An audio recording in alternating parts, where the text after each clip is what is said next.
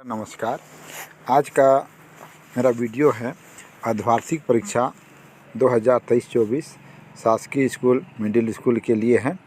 तो इसमें आज हम लोग संस्कृत विषय कक्षा 8वीं का पेपर देख रहे हैं।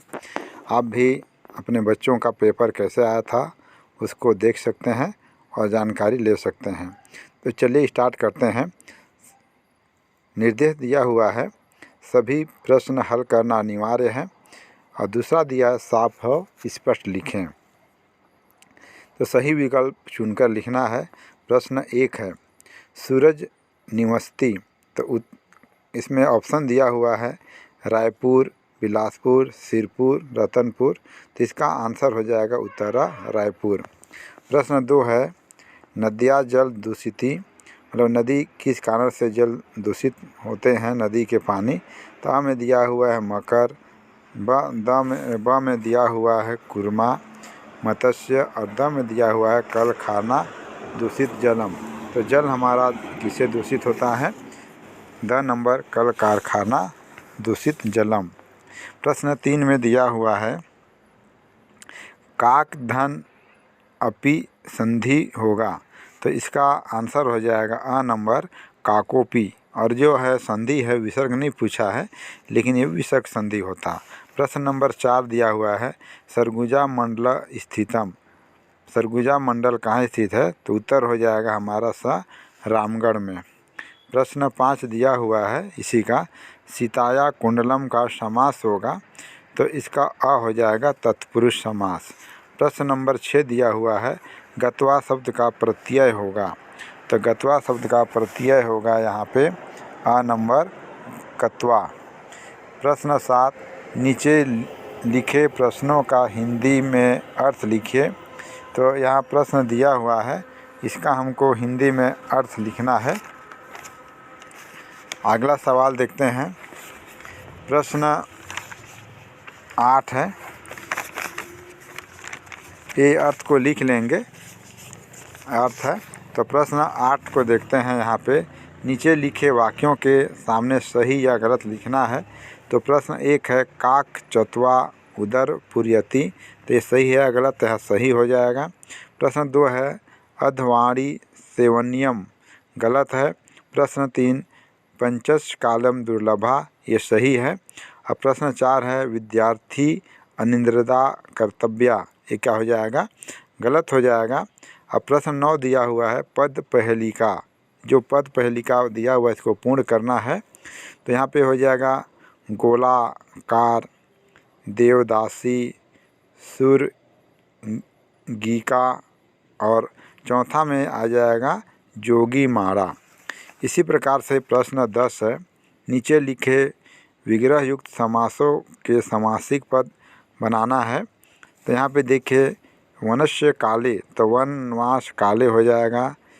सिग्निधा छाया, स्नग्ध छाया, नाट्यशाला, नाट्यशाला हो जाएगा। सीताया कुंडलम, सीताया कुंडलम। प्रश्न 11 है, याद किए हुए कोई एक श्लोक लिखिए जो इस प्रश्न पत्र में ना आया हो। तो ये श्लोक आपके सामने लिखा हुआ है। आप यहाँ पे अपने विचार से कुछ भी लिख सकते हैं जो भी आपको याद हो, जो इस प्रश्न पेपर में नहीं आया है। ये नहीं मान के चलना है कि यही सही है, श्लोक कोई भी सही हो सकता है। प्रश्न 12 है, निम्नलिखित प्रश्नों के उत्तर दो।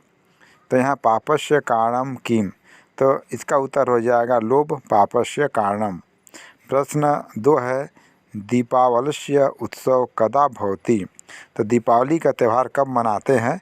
तो इसका उत्तर है दीपावलिया उत्सव नवंबर मास्य चतुर्दशी काव्याम भवति। अगला सब प्रश्न है हमारा प्रश्न 13, दानवानम नायक का आसीत। तो दानवायम नायक वृतासुर आसीत। प्रश्न 13, महाकवि कालिदास के विषय में 5 वाक्य लिखे। कालिदास बचपन से ही महामूर्ख था। वह जंगल में पशुओं को चराया करता था। कालिदास की जन्मभूमि उज्जैन है। कालिदास का विवाह विद्योत्तमा के साथ हुआ। कालिदास ने मेघदूत की रचना की। अगला सवाल है निम्नलिखित श्लोक को पूर्ण कीजिए। तो यहाँ पे आधा श्लोक दिया हुआ है, इसको पूर्ण किया गया है। आदो माता गुरुवो पत्नी ब्राह्मणी राजपत्नी का धेनु धात्री तथा पृथ्वी सरतयता मातरम स्मृता। मंजूषा में दिए गए शब्दों के आधार पर 5 वाक्यों का निर्माण कीजिए। पनित आसीत पठति प्राप्तः काले लिखितामि निवसामि बालका, अथवा दिया हुआ था हिंदी का संस्कृत में अनुवाद कीजिए। मैं रायपुर में रहता हूँ, इसको बनाया गया है अहम रायपुरे निवसति। भारत हमारा देश है। मातरम अस्माकं देश, भारतम अस्माकं देश। प्रश्न 3 है, आम का फल मीठा होता है। आम्रफला मधुर भवति। प्रश्न 4 में दिया है, गंगा हिमालय से निकलती है। गंगाया उत्पत्ति हिमालय भवति। प्रश्न 5, आज रविवार है। अद्य रविवारः अस्ति। प्रश्न 6 है, सीता घर जाती है। सीता गृह गच्छति। अब चौथे पेज की ओर चलते हैं, जिसमें हमारा सवाल दिया हुआ है, छोटा सा है प्रश्न पेपर। अब यहाँ पे देखिए, महर्षि वाल्मीकि का पाठ सारांश लिखना है या चतुर्बालंक पाठ का सारांश लिखना है। आप जो चाहें इसमें लिख सकते हैं। ये भी आपके लिए मात्र एक आधार है, इसको आधार मान सकते हैं। आप इसमें अपने हिसाब से लिख सकते हैं इसको। तो मैंने लिखा है, महर्षि दधीचि का नाम सभी परोपकारी महापुरुषों में सर्वश्रेष्ठ माना जाता है। देवराज इंद्र के परीक्षा में उत्तीर्ण रंती देव और शिवी दोनों भी अंत में शरीरधारी जीवित थे। महर्षि तो पूरे समय के लिए शरीर को छोड़कर यश शरीर वाले हो गए। देवताओं और राक्षसों का भयंकर युद्ध हुआ। भगवान विष्णु के आदेश से देवता महर्षि दधीचि के पास गए और वृत्रासुर का वध करने के लिए महर्षि से शरीर को मांगे। देव कार्य हेतु शरीर को छोड़ने के लिए थोड़ा भी कष्ट नहीं होगा बोल के महर्षि अपना शरीर त्याग दिए। अब प्रश्न 17 दिया हुआ है, निम्नलिखित में से किसी एक विषय पर संस्कृत में निबंध लिखना है। तो यहाँ पे 3 दिया हुआ है, मम विद्यालय, उद्यानम, पुस्तकम। आप जो चाहे लिख सकते हैं, या नीचे दिया हुआ है, अपने प्रधान पाठक को 3 दिन की छुट्टी के लिए आवेदन पत्र लिखना है, वो संस्कृत में है। तो यहाँ पे मम विद्यालय का